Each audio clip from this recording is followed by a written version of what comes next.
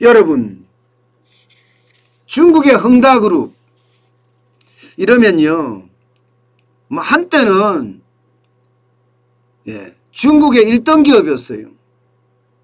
중국 최대 부동산 개발 업체라고 이야기하면 되는데 이 헝다그룹이 파산 위기에 지금 점점 몰리고 있습니다.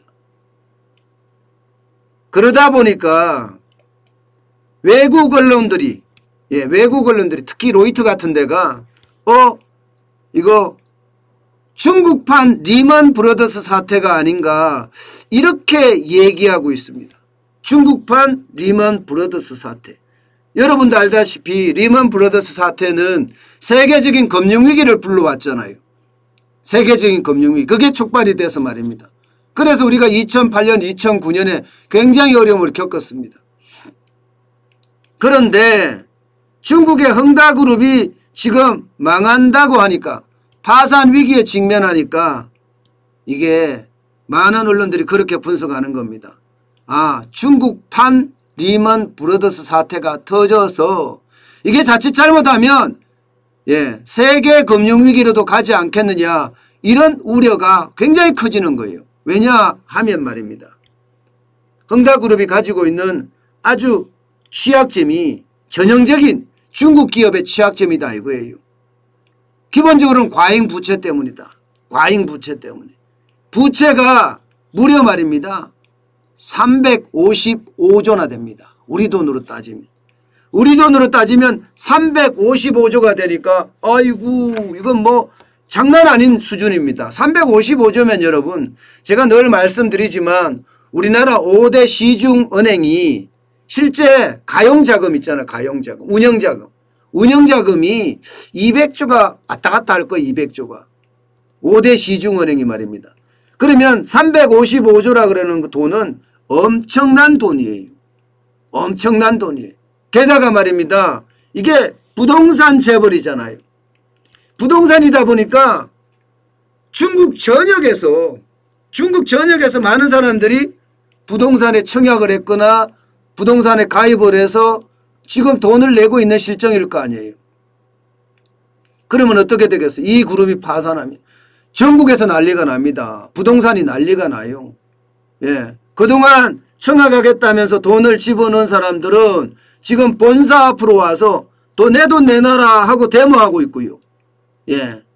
게다가 중국 정부는 지금 어떻게 부동산을 잡아야 되겠다 이 생각에 헝다그룹이 파산을 하더라도 그냥 놔두겠다는 그런 생각까지 지금 가지고 있는 상태거든요.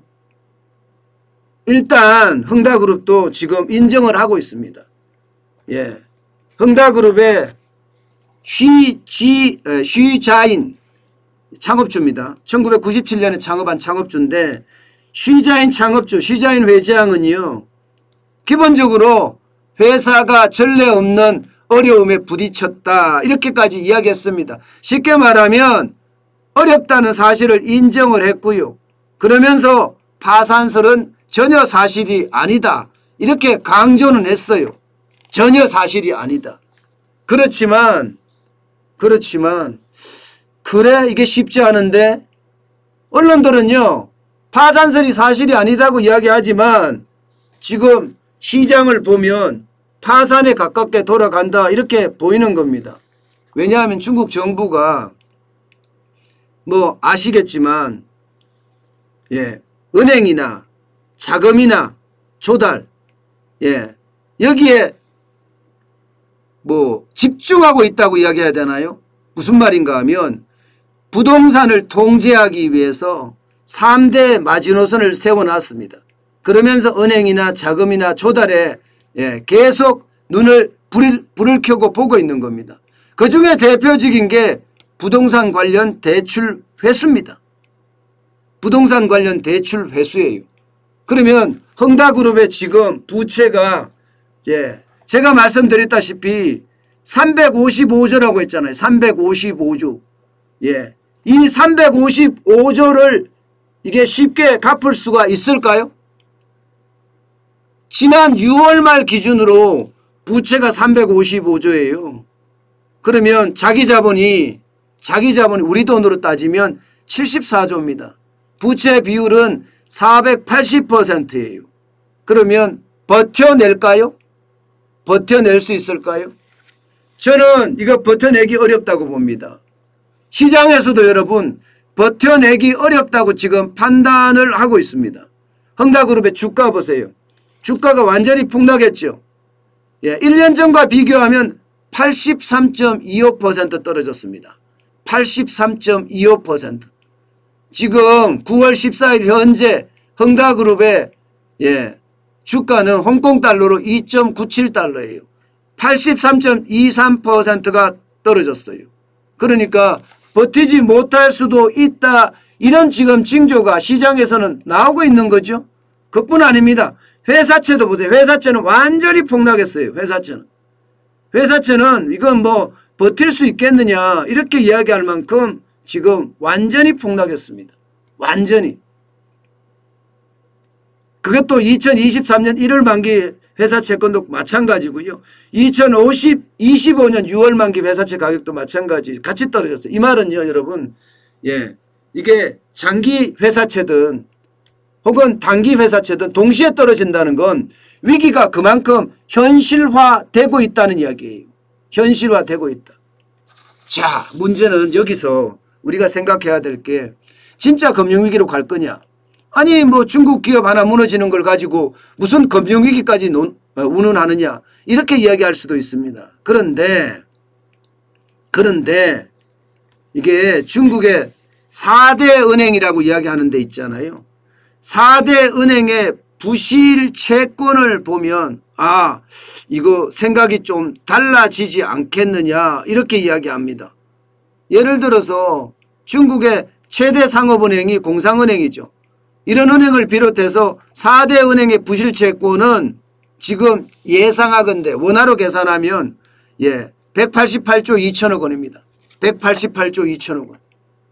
188조 2천억 원이면 앞서 제가 말씀드린 헝다그룹의 부채가 355조라고 했죠. 그러면 이게 같이 맞물려 있을 가능성이 큽니다. 같이 맞물려 있을 가능성이. 같이 맞물려 있으면 헝다그룹은 부채를 갚을 수 있는 능력이 없잖아요. 더 빌려줘서 헝다그룹이 사업을 해서 갚을 수 있는 능력은 있을지 모르겠으나 지금 중국 정부는 부동산 가격을 어떻게 하든 내리려고 하는 상태에서 헝다그룹이 지금 사업을 해서 돈을 갚을 수 있는 확률은 없습니다. 만약에 지금 헝다그룹이 파산을 한다 이렇게 되면 말입니다. 지금 중국의 4대 은행의 부실채권 188.2조 원 188조 2천억 원에 대한 부실은 연쇄적으로 넘어질 수밖에 없습니다. 이게 연쇄적으로 넘어지게 되면 말입니다. 이게 이제 중국판 리먼 브러더스 사태가 되는 거예요. 연쇄적으로 넘어지게 됩니다. 이게 여러분 생각을 해보세요. 헝다그룹이 엄청난 부채 때문에 못 갚겠다 하면 부실은행들이 넘어질 수 있잖아요. 188조 2천억 원 적은 숫자가 아니기 때문에요. 은행들이 넘어지면 기업들은 어떻게 돼요? 넘어지지 않으려고 또 막 다른 기업의 채권을 회수하기 시작합니다. 그러면 다른 기업마저도 한꺼번에 무너지는 그런 사태까지 발생을 할 수가 있거든요. 실제로 말입니다. 피치가 뭐라고 이야기했나 하면 헝다그룹이 파산하면 건설사와 중소형 은행이 연쇄 파산 가능성이 있다. 이렇게까지 예상을 하고 있습니다. 피치라는 게 세계적인 신용평가 기관이죠. 세계적인 신용평가 기관입니다. 여기에다가 블룸버그 통신, 블룸버그는 미국의 통신사입니다. 경제통신사라고 이야기할 수 있는데 여기도 마찬가지 중국에서 역대 최대 규모의 구조조정이 이루어지지 않겠느냐 뭐 이런 이야기까지도 지금 나오고 있습니다. 역대 최대 규모의 구조조정까지 이루어지지 않겠느냐 이렇게 말입니다. 그럴 경우 말입니다. 대한민국에 닥칠 수 있는 위기는 몇 배 정도 될 거예요. 몇 배. 만약에 중국에 이게 헝다그룹의 파산이 금융위기로까지 뭐 작은 금융위기가 됐든 큰 금융위기가 됐든 금융위기로까지 발전을 했을 경우에 대한민국 수출은 또 어떻게 됩니까? 지금 대한민국은 수출은 여러분도 알다시피 지금 수출 액수가 중국의 31%나 됩니다. 전체 수출액이. 그런 상태라서 참 답답해지는 겁니다. 저는 그래서 헝다그룹의 어떤 이 파산이 안 됐으면 좋겠다 이런 생각도 있지만 어쨌든 중국 어떤 기업들의 고질병이 있잖아요. 부채가 너무 과대하게 많다는 것. 뭐 정부가 지원 안 하면 끝나거든요. 그렇게 됐을 때 연쇄 파산과 우리 기업에 줄 수 있는 그 충격이 그 어느 때보다 좀 커지지 않을까. 그런 우려를 좀 하고 있습니다. 금액이 적지가 않아요. 355조라는 금액은 굉장히 큰 금액입니다. 우리가 아주 신중하게 지켜보면서 대응할 필요가 있는 것 같습니다.